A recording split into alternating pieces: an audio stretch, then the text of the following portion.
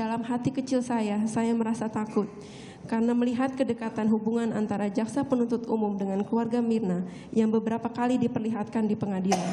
Saya takut kalau keputusan atau semua tindakan yang berhubungan dengan kasus saya terpengaruhi oleh kedekatan hubungan antara jaksa penuntut umum dan keluarga Mirna. Bahkan ada beberapa indikasi adanya sisipan bukti-bukti baru pada saat persidangan berlangsung yang diserahkan Dermawan Salihin kepada jaksa.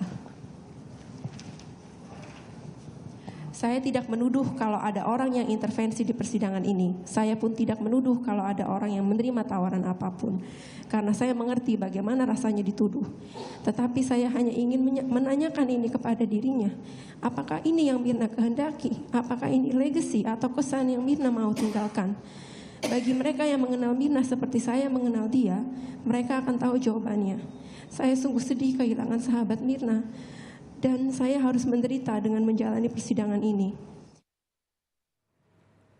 Masih bersama kami di sini ahli hukum pidana dari Universitas Tarumanegara, Heri Firmansyah. Mas Heri, tadi kita menyimak bagaimana keterangan dari Jessica Kumala Wongso yang ia takut bahwa kemudian kedekatan antara jaksa penuntut umum dengan keluarga Mirna ini bisa mempengaruhi akhir dari kasusnya. Anda melihatnya? Sebagai upaya terakhir dari penasihat hukum yang mewakili dari terdakwa saat ini. Sebelumnya kalau kita lihat dari skema KUHAP itu adalah selalu memang kesempatan pertama diberikan ke jaksa penuntut umum. Kalau Anda perhatikan dari depositor surat tuntutan itu bagian dari jaksa penuntut umum. Kemudian masuk ke pledoi itu bagian dari penasihat hukum yang mewakili terdakwa saat itu. Kemudian dikatakan surat requisitor tuntutan, kemudian masuk ke replik, kemarin juga bagian dari jaksa penuntut umum, dan sekarang kita bicara tentang duplik. Jadi memang KUHAP mengatur bahwa yang memberikan pembahasan pertama kali itu pasti ada di jaksa penuntut umum. Kekhawatiran seorang terdakwa dalam hal untuk menyentuh keyakinan hakim, kalau kita mau objektif sebenarnya ya sah-sah saja dilakukan. Karena bagaimanapun dalam hal ini yang memegang peranan penting dalam konteks akhir dari kasus ini adalah majelis hakim yang mulia. Maka bagaimanapun cara untuk mendapatkan perhatian dalam hal ini lebih jelasnya adalah bagaimana hakim nanti akan mempertimbangkan dalam putusannya, tentunya akan dilakukan oleh kedua belah pihak. Artinya Anda melihat ini betul-betul kekhawatiran yang muncul dari Jessica atau ini manuver bentuknya?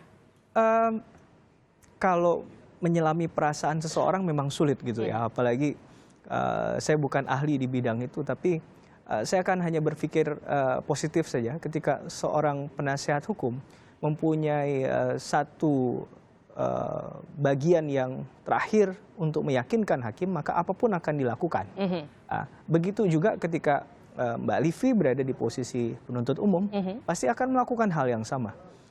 Tapi yang akan menakar, akan menilai pantas atau tidak pantas, kemudian sifatnya relevan atau tidak relevan dalam kasus ini, dan terakhir admissible atau tidak, dapat diterima atau tidak, itu kembali kepada keyakinan majelis hakim. Kalau tadi kita melihat Jessica menyatakan ada sisipan-sisipan bukti yang kemudian bisa tiba-tiba muncul di tengah persidangan, ini dibolehkan atau tidak sih sebetulnya?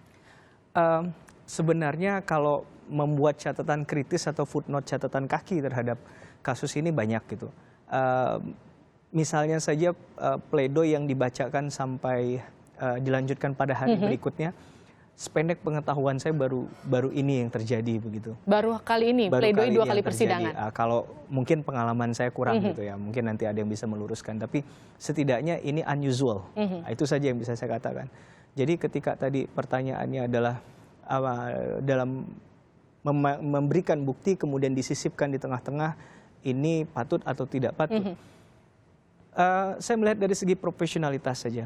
Kalau memang ada sesuatu yang ingin dihadirkan, itu harusnya sudah memenuhi rangkaian sebelumnya. Jadi tidak bahasa Jakartanya, bahasa Betawinya tidak ujuk-ujuk dipertontonkan di muka sidang. Yang kedua adalah titik tekan saya, ini untuk menghargai majelis hakim yang mulia. Jadi ketika kita berbicara dalam konsep hukum acara pidana dalam pembuktian di persidangan, maka yang menjadi wasitnya, yang memainkan, yang mengatur, kemudian yang menyatakan sesuatu itu boleh atau tidak, itu harus dihargai dan dihormati, kepantasannya ada di majelis hakim. Maka apapun itu, sekecil apapun perbuatan kita, ya harusnya kita menghormati dulu majelis hakim. Apakah ini boleh atau tidak dilakukan? Bukan dengan tiba-tiba tadi. Karena kalau kita ingat sebetulnya ada dua. Pertama ketika ditanyakan apakah masih ada CCTV, dijawab tidak ada. Kemudian muncul ada CCTV yang menggambarkan lebih detail saat itu bagaimana kemudian Jessica tertutupi oleh paper bag. Yang kedua kemudian ada salah satu ahli yang mengatakan wajah Mirna ketika teracun sianida harusnya berwarna red cherry. Saat itu tidak, tapi kemudian tiba-tiba muncul ada foto berwarna red cherry saat itu yang kemudian langsung tiba di meja hakim. Bagaimana Anda melihat persidangan ini?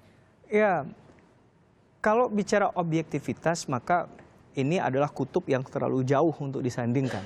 Jadi ada lompatan berpikir yang terlalu jauh ketika misalnya warna tadi, warna putih kemudian menjadi merah, itu menurut saya ada sesuatu hal yang bertolak belakang luar biasa jauhnya.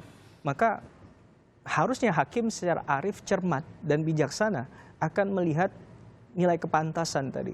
Karena ketika hakim memutus satu perkara, tidak boleh dilupakan seorang hakim itu harus arif dan bijaksana dengan menggunakan logika hukum, dengan menggunakan interpretasi hukum, dan yang paling utama adalah secara moralitas hukum. Nah, moralitas hukum ini bicara tentang kepantasan sebenarnya. Kalau tadi Anda sempat katakan ini persidangan yang unusual, persidangan yang tidak biasa, persidangan yang katakanlah luar biasa karena kemudian mendapatkan perhatian publik yang begitu banyaknya. Apakah kemudian itu juga menjadi dasar hakim kemudian bisa menentukan, jaksa penuntut umum ataupun kuasa hukum bisa menentukan pola-pola yang luar biasa juga, artinya yang di luar kebiasaan dari satu persidangan?